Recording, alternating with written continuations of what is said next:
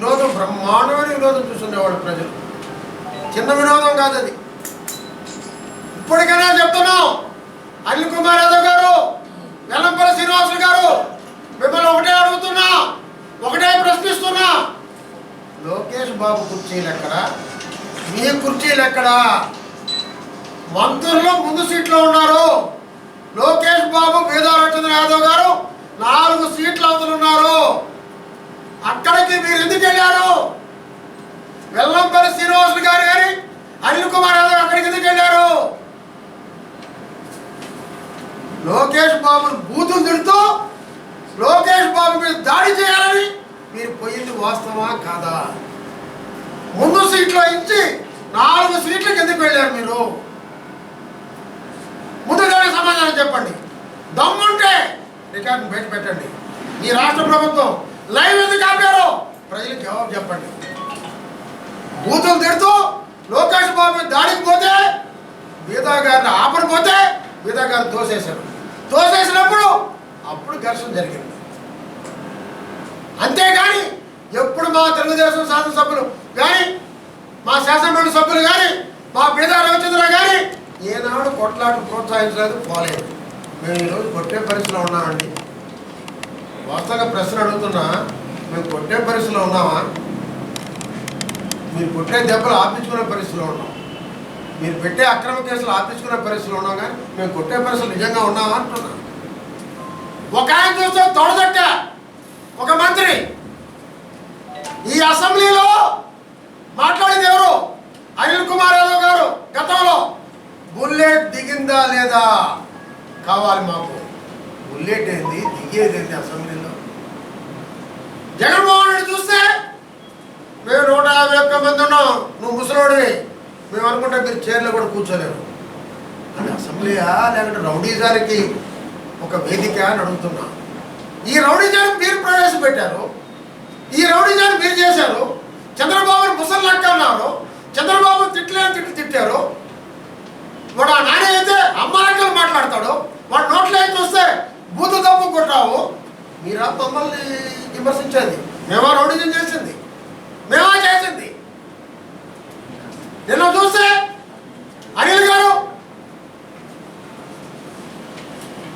ఏం పీకుతారో పీక్కోండి అంటే జిప్పు తీసి నేను చెప్పేది లైవ్ పెట్టుంటే చాలా మంచి దృశ్యాలు కనపడుంటాయి. నువ్వు జిప్పు తీసావు, ఏం చేసావు, మేము కూడా నేర్చుకునేవాళ్ళం. ఎట్టపాలు మాకు తెలియదు కదా. ఎందుకు ఎంత దిగజారిపోయింది ఈరోజు రాజకీయాలు? ఎంత దిగజారిపోయిన రాజకీయాలు చేస్తున్నాం మనం? అవసరమా చెప్పండి? దమ్ముంటే రండి. భారతంలో దుర్యోధనుడు తొడదంటే ఏమైపోయాడో ఒక్కసారి ఆలోచించుకోండి. భారతంలో దుర్యోధనుడు తొడతట్టి ఏమయ్యాడో ఒక్కసారి ఆలోచించుకోమంటున్నాయి వైఎస్ఆర్సీపీ ఎమ్మెల్యేలే మంత్రులు. ఏమంటే శాసన మండలిలో మీకు ఒక సబ్జెక్ట్ ఉంటేనే పోవాలి మంత్రి, ఎవరి ఉంటే జనరల్గా వెళ్తారు. 26 మంది మంత్రులకి ఏం పని శాసన మండలిలో? ఒకవేళ ఉంటే 5 మందికో 6 మందికో సబ్జెక్ట్ ఉంది అక్కడ. 26 మంది దేనికి? ముందుగా ఫ్రీ ప్లాన్, లోకేష్ బాబు మీద దాడి చేయాలి, లోకేష్ బాబుని కొట్టాలి, తెలుగుదేశం పార్టీ వీక్ చేయాలి అనే ఆలోచన, చెడ్డ ఆలోచన మీది. రౌడీజంతో ఈ పార్టీని అణచాలనేటువంటి ఆలోచన మీలో ఉంది. ఈ పార్టీని భయపెట్టి లొంగ తీసుకోవాలన్న ఆలోచన మీకు ఉంది. లొంగితే కండువా, లొంగకుంటే జైలు.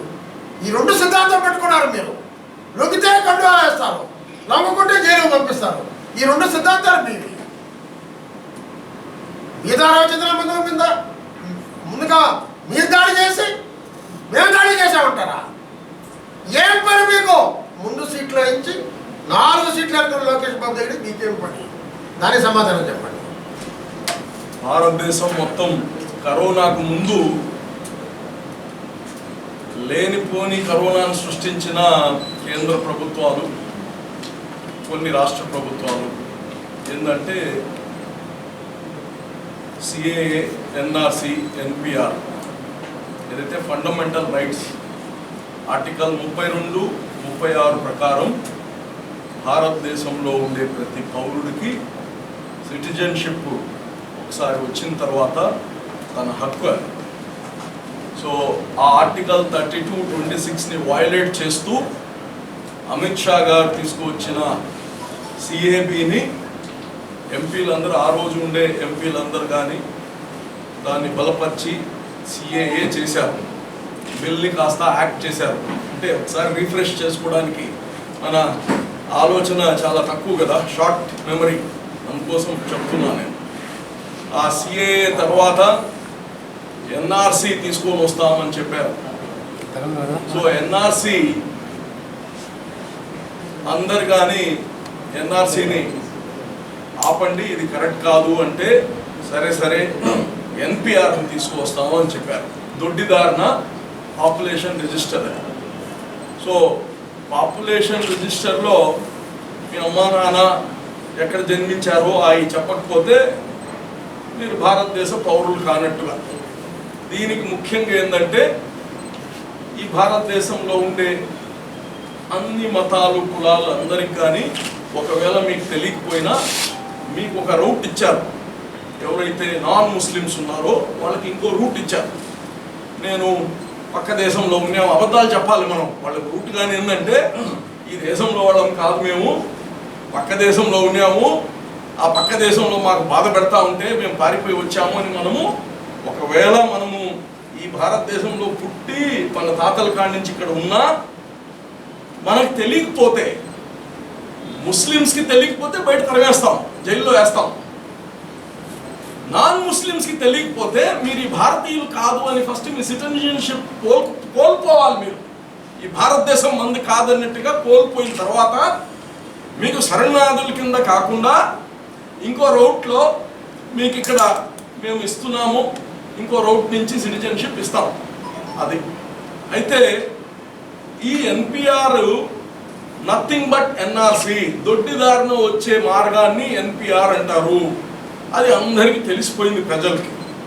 అయితే ఈ ఎన్పిఆర్ పైన దాదాపు 12 రాష్ట్రాలు, ముఖ్యంగా మనం చేస్తే కేరళ, పంజాబ్, ఢిల్లీ, రాజస్థాన్, వెస్ట్ బెంగాల్, తెలంగాణ, పాండిచేరి, మధ్యప్రదేశ్, బీహార్, అలాగనే ఛత్తీస్గఢ్, వీళ్ళందరూ ఇంక్లూడింగ్ ఆంధ్రప్రదేశ్, వీళ్ళందరూ అగెయిన్స్ట్ ఎన్ఆర్సి ఎన్పిఆర్. అయితే దీంట్లో ఒక ముసుగు దొంగ ఉన్నాడు ఈ 12లో. ఆ ముసుగు దొంగ ఎవరంటే జగన్మోహన్ రెడ్డి గారు ముసుగు దొంగ. వీళ్ళందరూ ఎన్ఆర్సి ఎన్పిఆర్ మేము అమలు చెయ్యము, ఇది ఆర్టికల్ 1. ఈ భారతదేశం రాజ్యాంగంలో ఆర్టికల్ 1 ఏంటంటే ప్రతి రాష్ట్రం ఉంది federal government, union of states, అన్ని రాష్ట్రాలు కలిపి తయారు చేయబడిన ఫెడరల్ గవర్నమెంట్ ఉంది. ఒక రాష్ట్రంలో తమ రాష్ట్రం లోపల లా అండ్ ఆర్డర్ కానీ అక్కడ ఉండే సిటిజన్స్ పౌరులకు కానీ ఒక భయాందోళన కలిగించే కొన్ని పాలసీస్ వచ్చినప్పుడు ఆర్టికల్ 1ని అప్లై చేయొచ్చు. ఆర్టికల్ 355, ఆర్టికల్ 356 ఇవన్నీ కానీ ఆ రాష్ట్రాలకి ఒక పవర్ ఇస్తుంది సుప్రీంకోర్టుకి అప్రోచ్ అవ్వడానికి. అందులో భాగంగానే కేరళ సుప్రీంకోర్టు కానీ అప్రోచ్ అయింది. కేరళ